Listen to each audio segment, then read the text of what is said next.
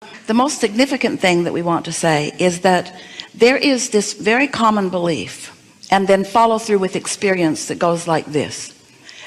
There are these conditions that I accept that I cannot change, but I also cannot accept them as they are.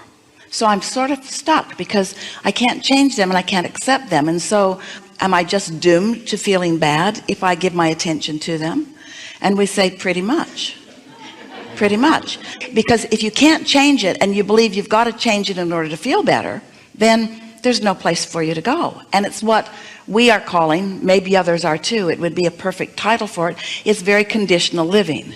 If I see this condition that I approve of, and in my attention to it I feel good, but then I see this condition that I don't approve of, I don't like it, and when I look at it I feel bad, then we can see how you would logically think, well, if I could make that condition more like that condition, if I could control the conditions, then I will feel better. And that's really what's going wrong in your political arena or in many of the conflicts around the world, is that people have this flawed premise that not only they have to change the conditions in order to feel good, but that they cannot. And so they amass bigger and bigger crowds of people around them, bigger and bigger resources. They drop bigger and bigger bombs, so to speak, to try to control. But what law of attraction says is whatever you give your attention to is becoming more. So that's why we give the analogy of putting the engine on your train of your desire and then the engine of your train of what you're observing.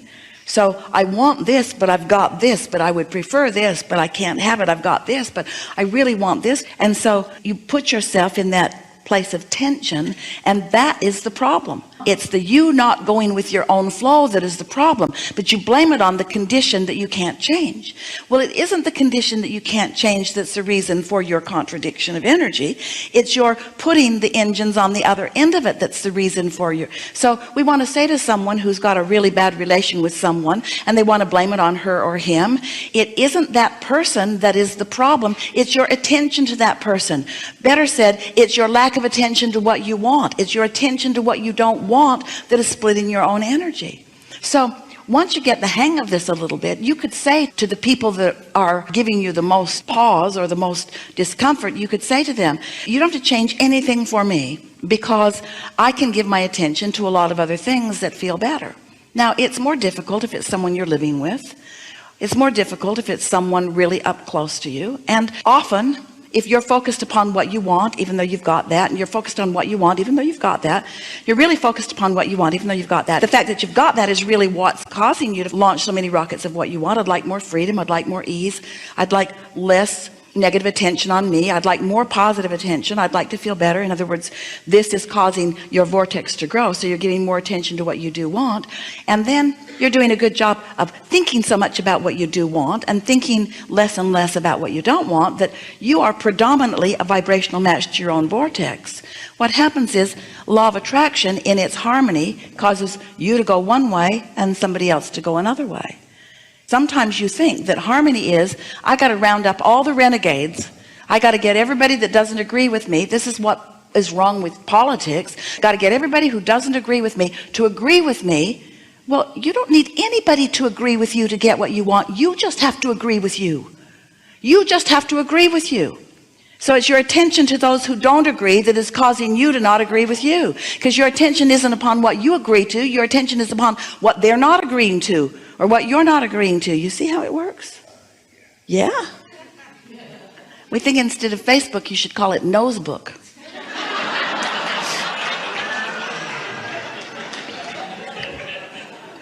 So that's the basis of it, and that's the whole of it. That's the law of it. But it takes some practice, doesn't it? A lot of practice. Because most of you have been trained, especially by your mothers, to care about what they think. And they have spent almost all of their life, almost everybody you know, is trying to get you to agree with them, because most people are living conditional lives. And so they feel better when you agree with them. And if you make the mistake of expressing some disagreement, they'll work hard to make you understand what's wrong with your reasoning, because they need you to agree. It's such a hard life when you need someone to agree with you who's not likely to agree with you. You're looking for love in all the wrong places. You're looking for agreement in all the wrong places. Look for it within you, you see. So you want to talk some specifics? You want to talk about your relationship with your mother? Right, yeah, of course. And we'll just softly guide you as to some things that you could do right away that would make you feel better. It won't change your mother. Oh, it won't, no. No, it's not going to change your mother. So if you need her to change, I got that. you just got to give that up. Yeah. She's not going to change. In fact, it's one of the nicest things that she's ever done for you. Because No. by her not conforming to what you need her to be, she's causing you to look in the only place it ever was anyway. If she would just stand on her head to please you, not only would she be your puppet, but then you'd need everyone else to behave the same way. And they're not gonna. Ask the Democrats or the Republicans. They're not having any of the other. Even though there might be something reasonable over there. No point in looking though. No. Don't want to find it. Want to talk about something? I would love to talk about something. Yeah. Yeah, holidays. Took on call for Christmas, made plans for Thanksgiving away from her. It feels like hell. If you make plans away from her, she gives you a lot of grief. I feel a lot of grief. You feel like you should be there. Should. You feel like you should be there, but you don't want to be there. Exactly. So if you wait until the holidays upon you before you go or don't go, so you're telling us that if you go, it's miserable, and if you don't go, it's miserable. Yeah. So you can't win either way. So step back from the immediacy of it just a little bit and think about what a holiday means to you. Now, first of all, we want to just ask you this question. Do you have to have all of your holidays on the holidays? Is a celebration, does it have to fall on an agreed holiday? Is today a holiday? Yeah. Really? What is the holiday of this day? Is today Thanksgiving? Is today Christmas? New Year's? Is it your birthday? So there's no special holiday. There's no consensus of a holiday worldwide or citywide. So what we're getting at is any moment in time that you aren't pulling against yourself, you're going to feel elation. You're going to feel satisfaction. You're going to be full of yourself. Your timing's going to be good. You're going to feel playful. In other words, that holiday feeling is something that you can accomplish anytime. But when you assign it to a specific day, which means everybody that's come into the holiday party better be in a holiday mood, well, then you're usually asking for some troubles. But let's say that you've decided, you see these holidays coming, specifically Thanksgiving and Christmas, did you say? Do you remember those holidays as being wonderful? Never, no. And was it because a lot of people came together with different intentions and tried to conform and nobody did? Oh, hell yeah. So today isn't a holiday, not one that's on the calendar anywhere, but here's a culmination of people, physical and non-physical beings have gathered here with similar intentions of feeling good, of raising vibration, of feeling uplifted. And as Esther was sitting waiting for the music to come on, she was feeling you and thinking about what this day was going to be like and what you would all bring to it. And she was feeling an appreciation. In fact, she was writing it as she was hearing you and feeling you. She was acknowledging that you've come with questions, and she wrote the word thankful for what they're bringing to this expansion. This is a real celebration for Esther and for all of you. And so what it is a law of attraction gathering. It's not an assigned gathering. It's a not of, I should go over there because of this, or I need to go over there so that I don't hurt someone's feelings. It is a being here because I want to be here. It's a going with the flow sort of thing.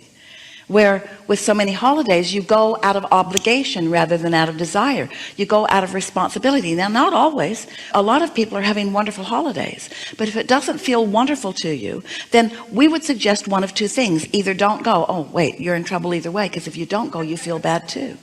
So here's really what we're getting at. If you wait until you're right upon it and you think, I want it to be good, but it probably won't be, and I should go, but I don't really want to, so you're splitting your energy all over the place, and then the day just arrives and then you just blunder into it. Well, it's going to be just as miserable as you've anticipated it being, because that's just how everything works. But let's say that today, far in advance, you're saying, I want to feel good on the holidays, whether I am with mother or not. I want to feel good. And what does feeling good feel like? It feels like being tuned in, tapped in, turned on. It feels like being in a mode of appreciation. It feels like being in a state of appreciation. Let's just take Thanksgiving. Now, did you hear the story that we offered earlier about Esther with her wall? Her wall. It's a wall. That whole thing was about a wall. Not her mother, a wall. So do you think it's possible for you to step back and look at the culmination that is you, the culmination that is your life, and then just for a little bit think of everything that came before? Think of your mother and her life that she lived, and her coming together with her mate, thinking about the culmination that became you and the nurturing of you as she was fostering you new into the world. Can you find any appreciation for that? Can you feel the many thoughts, the many thousands of thoughts that she's generated about you in your direction? And can you step back just a little bit and acknowledge how much attention that she was giving to you, how important, even from that infancy, that you were to her, how you were an object of attention that she enjoyed giving her attention to? Can you find a vibrational place that soothes you?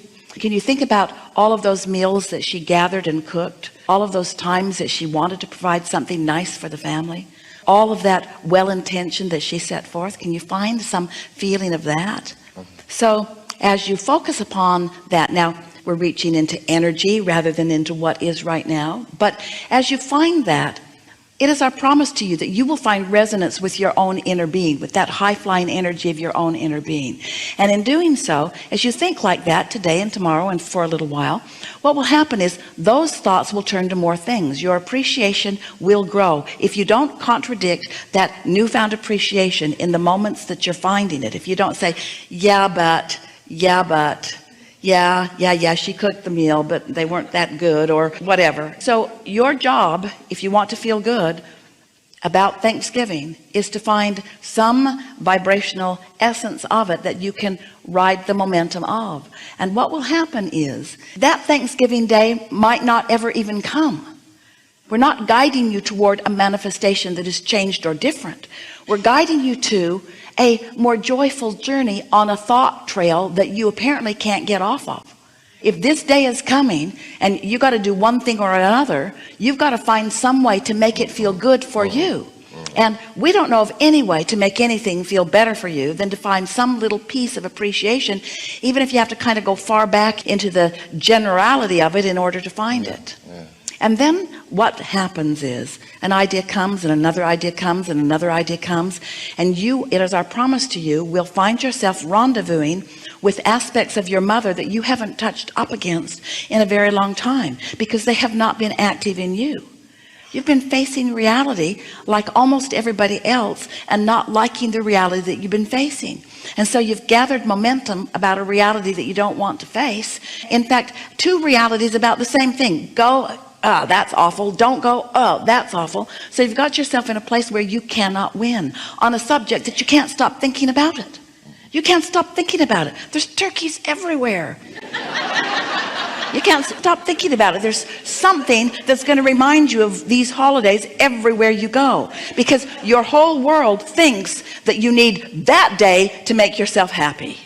Well, you don't need that day to make yourself happy, but if that day you believed you need it to make you happy and it hasn't made you happy, it's time for you to discover it's not about the day, and it's not about the meal, and it's not about the turkey, and it's not about the ham, and it's not about whoever even shows up. It's about how you've decided to line up your energy about it. You see, that's all that it's ever been about.